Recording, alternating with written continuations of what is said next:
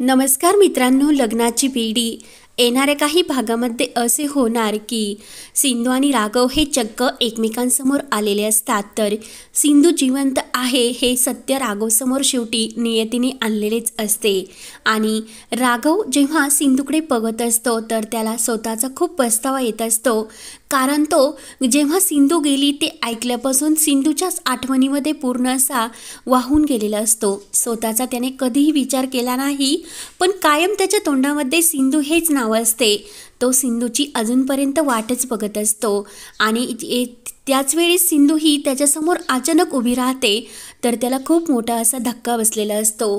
तो स्वतःला खूप पछतावा करतो की मी सिंधूचा आणखीन शोध का घेतला नसेल। जेव्हा ॲक्सिडेंट झाला आणि त्या ॲक्सिडेंटमध्ये सिंधू गेली असे समजले, पण मी स्वतः पलीकडे जाऊन सिंधूचा शोध का घेतला नसेल, म्हणून तो स्वतःला खूप असा दोष देऊ लागतो।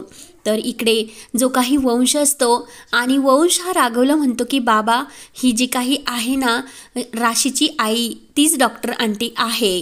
तर ते ऐकून सिंधूचा खूप मोठा गैरसमज होतो। सिंधू म्हणते की जेव्हा मी गेले राघव सरांनी माझा शोधसुद्धा घेतला नाही आणि माझी विचारपूससुद्धा केली नाही, म्हणून त्यांनी लगेच त्यांच्या नवीन आयुष्याला सुद्धा सुरुवात केली। म्हणजे वंश त्यांचा मुलगा आहे, म्हणजे राघवने दुसरे लग्न केले असे सिंधूला वाटते। तर राघवला वाटते की सिंधू इकडे किती दिवसापासून राहते, पण सिंधूने मला साधा कॉलसुद्धा केला नाही, म्हणजे जी काही ही राशी आहे ती सिंधूची मुलगी असते। म्हणजे सिंधूने सुद्धा नवीन अशी आयुष्याला सुरुवात केली की काय असे राघवला वाटते। दोघांचा सुद्धा खूप मोठा गैरसमज होतो। सिंधू म्हणत असते की आपण दोघांनी सुद्धा एकमेकांना का विचारले नसेल आणि अजूनसुद्धा सिंधूच्या मनात राघवचे प्रेम असते आणि राघव जेव्हा त्याला सिंधू गेली हे समजते तेव्हा रात्रंदिवस तो दारूच्या नशेत असतो आणि सिंधूचीच वाट बघत असतो। मात्र राजश्री एक दिवस राघवला खूप समजावते आणि राघव, सिंधू आता खरंच हे तुला सोडून गेली, त्यामुळे तू प्लीज स्वतःला आवर आणि स्वतःला इतका दोष देऊ नको। तेव्हा राघव हा स्वतःला थोडं सावरण्याचा प्रयत्न करतो, मात्र कायम घरी असताना त्याच्या तोंडामध्ये सिंधूच असते। घरच्यांनी कितीही सांगितलेले असते की राघव तू सिंधूच्या आठवणी आता सोडून दे आणि मधुबरोबर नवीन संसाराला सुरुवात कर, पण राघवने असे काहीही केलेले नसते। राघव फक्त सिंधूच्याच आठवणीमध्ये जगत असतो आणि जो काही वंश असतो तोच त्याला आपला सर्वस्व माणूस त्याच्याबरोबर आपले जीवन हे आनंदात घालत असतो। राघवला सुद्धा सिंधूचा राग येतो आणि सिंधूला सुद्धा राघवचा राग आलेला असतो, पण सिंधू म्हणते की राघव, आपल्यामध्ये जे काही झाले ते झाले आणि एकमेकांबद्दल असा रागद्वेष करत बसण्यापेक्षा तू वंशची जी काही ही पायांची स्थिती आहे आणि त्याला जो काही त्रास होणारा आहे त्यावर आपण इलाज करू। तर राघव आणि सिंधू राशी वंश हे एका जंगलातून जात असतात। तर जो काही सरपंच असतो तो कायम सिंधूला त्रास देण्याचा प्रयत्न करत असतो, कारण सिंधूला जेथे हॉस्पिटल बनवायचे असते तेथे त्याला आपले हॉटेल टाकायचे असते।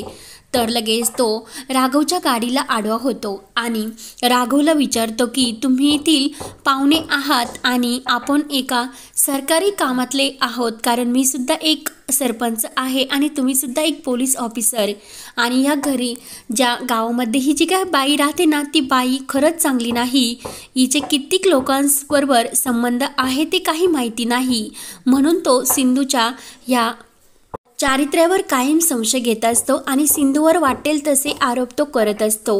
राघवला मात्र त्याचा खूप राग येतो आणि राघव त्याची खूप अशी धुलाई करत असतो। तेव्हा तो सरपंच सिंधूवर खूपच आरोप करू लागतो, तर राघव त्याची चांगली धुलाई करतो आणि तेथील एक दगड उचलून त्याच्या डोक्यामध्ये तो घालण्यासाठी लागतो। तर लगेच सिंधू ही आडवी येते आणि राघवला म्हणते की राघव नाही, तुम्हाला माझी शपथ आहे। तर राघव लगेच आपले हात मागे घेतो आणि सिंधूकडे बघत असतो। तर तो काही सरपंच असतो तो इतका मार खातो आणि लगेच तो तिथून पळ काढतो आणि जाताना राघव आणि सिंधूला धमकी देतो की मी तुम्हाला दोघांना सुद्धा बघून घेईन।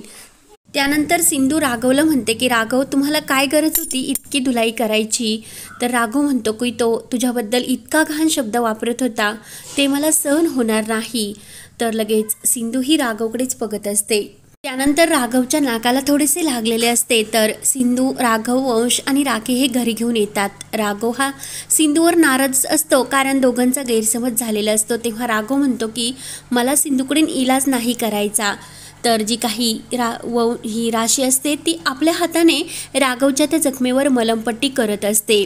तर वंश म्हणत असतो की बाबा, तुम्ही तर म्हटले होते की माझासुद्धा इलाज ह्या डॉक्टर आंटीकडून नाही करायचा, आता तर तुमचासुद्धा इलाज डॉक्टर आंटीच करणार। तर राशी विचारते की पोलीस अंकल, तुम्ही माझ्या आईकडून इलाज का करून घेऊ शकत नाही? सिंधू म्हणते की वंश बाळा, तुझे जे काही वडील आहे ना, त्यांना ज्या काही स्वतःच्या चुका आहे त्या दुसऱ्यावर लादायची सवय पहिल्यापासूनच आहे। तर लगेच जो काही वंश असतो तो सिंधूला विचारतो, तुम्ही तर एकमेकांना आत्ताच बघितले। तर लगेच सिंधू म्हणते की नाही, आमची अगोदर ओळख नाही म्हणून ती खोटं बोलते। तेवढ्यात मधूचा फोन हा राघवच्या मोबाईलवर येत असतो। तर राघव हा फोन घेत नसतो आणि लगेच वंश मधूचा फोन घेतो। तर लगेच सिंधू बाजूला जाते आणि तेव्हा झालेला प्रकार वंश हा मधूला सर्व सांगतो। तर लगेच मधू म्हणते की तू एकदा बाबांबरोबर बोलण्यासाठी फोन दे। तर लगेच सिंधू ही राघवकडे बघत असते आणि राघव सिंधूकडे बघत असतो। तर लगेच त्याचवेळीच तेथील जे काही टेबलवर एक फ्लावर पॉट असतो तो खाली पडतो आणि मधू लगेच घाबरते आणि वंशला विचारते की हा कसला आवाज आहे। तेव्हा सिंधू ही राशीला म्हणते की बाळा, आतमध्ये चल। तर मधू लगेच सिंधूचा आवाज ऐकते आणि राघवला विचारते की हा आवाज कोणाचा आहे। राघव हा जो काही वंशची आई असते तिच्याबरोबर बोलत असतो, तर ते सिंधूला सहन होत नसते। सिंधू आपला सर्व राग हा किचनमध्ये काढत असते। राघव काहीच न बोलता फोन ठेवून देतो। मधूला सुद्धा टेन्शन येते की मी जे काही फोनवर बोलते आणि नक्की जो काही आवाज आहे तो माझ्या खूप ओळखीचा वाटतो। त्यानंतर इकडे राशी, वंश एकमेकांबरोबर खेळत असतात, तर सिंधू, राघव ते एकमेकांबरोबर बोलत असतात आणि आपले जे काही मागे गैरसमज झालेले आहे त्याबद्दल त्यांचे हे आणखीनच वाद चालत असतात। तर राघव म्हणत असतो की तू फक्त माझ्या एका प्रश्नाचे उत्तर दे, तू इतक्या दिवस इकडे राहत होती, मग मला एक साधा कॉलसुद्धा का केला नाही? आणि ही जी काही राशी आहे ती कुणाची मुलगी आहे? तर लगेच सिंधूला वाटत असते की राघवने सुद्धा आपल्या जीवनामध्ये नवीन जीवनाला सुरुवात केली आहे, त्यामुळे राघवच्या आयुष्यामध्ये परत जायला नको। सिंधू म्हणते की राघव, त्यावेळी माझी काही चूक नव्हती, त्यावेळी तर तुम्हाला मधुताईंची साथ द्यायची होती, तुम्ही माझा एकसुद्धा असा निर्णय ऐकून घेतला नाही। राघव म्हणतो की मी जो काही प्रश्न विचारला त्याचे उत्तर दे सिंधू, की राशी कुणाची मुलगी आहे आणि तिचा बाप कोण आहे? तर सिंधू राघवच्या डोळ्यामध्ये डोळे घालून बघत असते। सिंधू म्हणते की राघव, तुम्हाला काय करायचे? मी फक्त राशीची आई आहे आणि तिचे बाप आणि आई ह्या दोघांचे प्रेमसुद्धा मीच तिला दिले। तर राघव म्हणतो की हे माझ्या प्रश्नाचे उत्तर नाही, कारण ज्यावेळेस तू आपल्या घरी होती त्यावेळेस डॉक्टरांनी तुला काय सांगितले होते की तू कधीही आई होऊ शकणार नाही। सिंधू म्हणत असते की आमच्या जे काही हे डॉक्टरांच्या असते, तर एका डॉक्टरमध्ये सुद्धा एक खूप मोठा असा चमत्कार झाला आणि त्या चमत्कारानेच मी पुन्हा आई बनले। जेव्हा राशीचा जन्म झालेला असतो त्याचवेळी सिंधूने ठरवलेले असते की सिंधूची आईसुद्धा मी आणि बापसुद्धा मी, त्यामुळे ती काही राघवला सांगत नसते। राघव विचारत असतो की मला एक गोष्ट सांग की सवीचा जे काही बाप आहे तो कोण आहे? तर सिंधू म्हणत असते मीच आहे। राघव म्हणत असतो की माझ्या आणि माझ्या जे काही कुटुंबाने तू गेल्यानंतर किती त्रास सहन केला, कायम तुझ्या आठवणीत आम्ही जगलो की काय मरलो याचा तुला काही घेणे देणे नाही, पण तू तुझ्या एका नवीन जीवनाला सुरुवात केली आणि तुला एक छान अशी गोंडस मुलगीसुद्धा झाली। सिंधू म्हणत असते की मी घर सोडले, तुम्हीसुद्धा तुमच्या जीवनाला नवीन सुरुवात केलीस ना? सिंधू काहीही राघवला सांगायला तयार नसते, पण आता आणखीन एका भयानक संकटात जो काही संकट येणार असते तेव्हा सिंधू ही राघवला सांगणार असते की जी काही राशी आहे ती आपलीच मुलगी आहे।